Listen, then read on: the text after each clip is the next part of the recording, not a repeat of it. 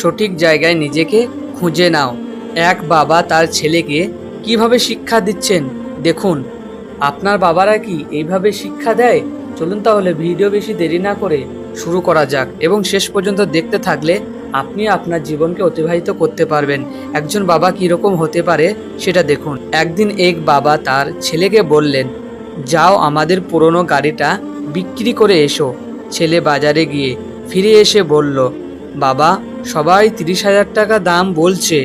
বাবা বললেন, আরেক দোকানে যাও বেটা। ছেলে আবারও গেল। বাবা, ওই দোকানে তো মাত্র 20,000 টাকা বলছে।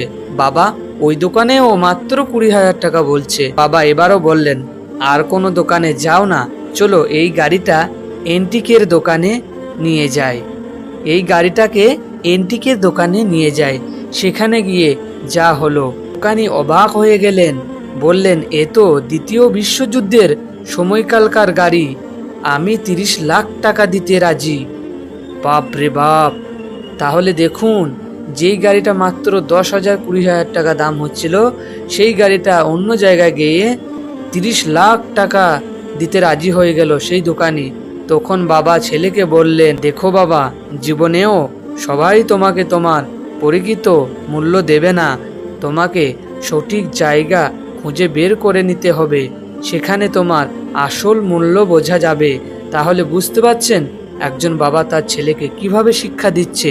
তাই মনে রেখো বাবা, সঠিক জায়গায় না পাওয়া পর্যন্ত নিজের মূল্য কম মনে করবে না কখনোই।